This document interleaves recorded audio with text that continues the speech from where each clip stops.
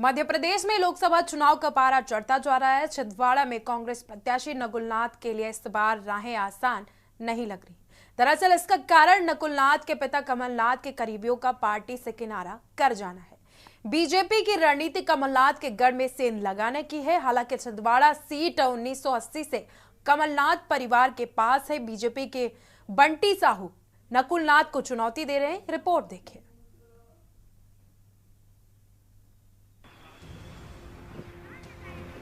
मध्य प्रदेश में नवंबर 2023 में हुए विधानसभा चुनाव में बीजेपी ने छिंदवाड़ा सीट जीतने की बहुत कोशिश की।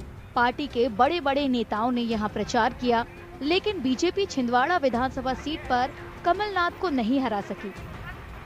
लोकसभा चुनाव में एक बार फिर बीजेपी कमलनाथ के गढ़ छिंदवाड़ा में सेंध लगाने की कोशिश कर रही है। छिंदवाड़ा लोकसभा सीट 1980 से कमलनाथ परिवार के पास है।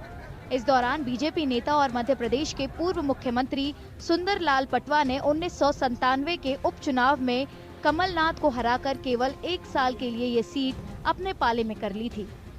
1998 के आम चुनाव में पटवा ये सीट कमलनाथ से हार गए थे। कांग्रेस ने 2024 के लोकसभा चुनाव में छिंदवाड़ा से कमलनाथ के बेटे नकुल नाथ को फिर से उम्मीदवार बनाया है।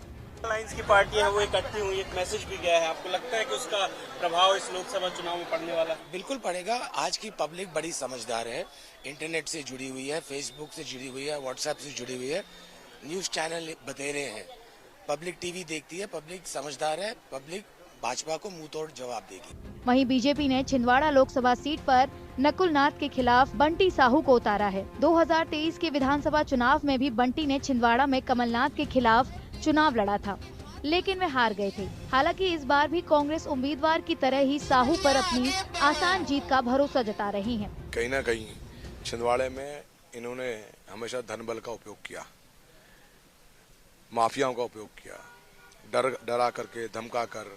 हमारे 38% छिंदवाड़े में आदिवासी भाई बहन हैं। इनको प्रलोभन दे करके, भ्रम में डाल करके वो चुनाव जीतते गए।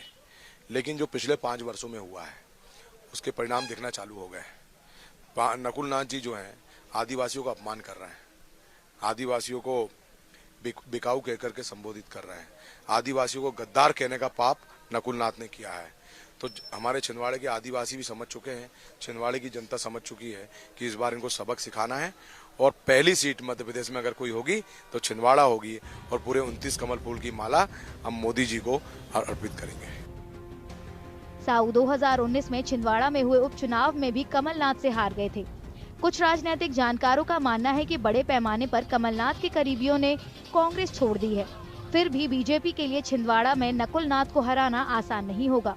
छिंदवाड़ा जो जिला है, छिंदवाड़ा ये कांग्रेस का गढ़ रहा है।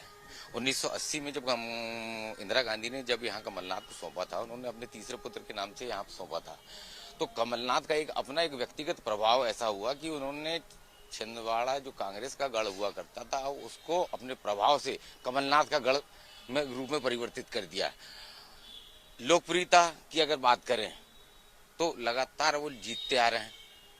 तो इसका ये सीधा सीधा है कि लोकप्रिय हैं, तभी तो क्या कहते इतने सब वेव्स के बावजूद भी कमलनाथ यहाँ पर जीतते आ रहे हैं, लगातार जीतते आ रहे हैं। तो मेरे को जहाँ तक मेरा अनुभव और जहाँ तक आज की स्थिति अपन जब बात कर रहे हैं तो भले ये जाने वालों से उतना प्रभाव नहीं पड़ेगा। कमलनाथ का ग्रामीण अंचलों के अंदर जबरदस्त पकड़ है, भारतीय जनता पार्टी का ग्रामीण अंचलों के अंदर उतनी पकड़ नहीं महसूस करता हूँ मैं। वहीं कुछ लोगों का मानना है कि कमलनाथ के करीबियों के जाने का असर पड़ेगा और नकुल नाथ के लिए दोबारा यहां से जीतना आसान नहीं होगा। इस बार मोदी के नाम पर देश में चुनाव हो रहा है, तो जो मोदी लहर जो चलती है, हर बार हमने माना है कि छिंदवाड़ा उससे अछूता रह जाता है। लेकिन इस बार जो स्थिति में परिवर्तन आया है, क्योंकि जो खास सिपा सलार कहलाते हैं वो ही लगातार छोड़ते हुए जा रहे हैं कमलनाथ जी को, तो स्थिति में परिवर्तन तो आ रहा है। नकुलनाथ के लिए आसान नहीं रहेगा, क्योंकि कमलनाथ की कर्मभूमि मानी जा सकती है, लेकिन लोगों के द्वारा नकुलनाथ को अपनाया नहीं जा पा रहा है। मध्य प्रदेश की 29 लोकसभा सीटों पर 4 चरणों में वोटिंग होगी।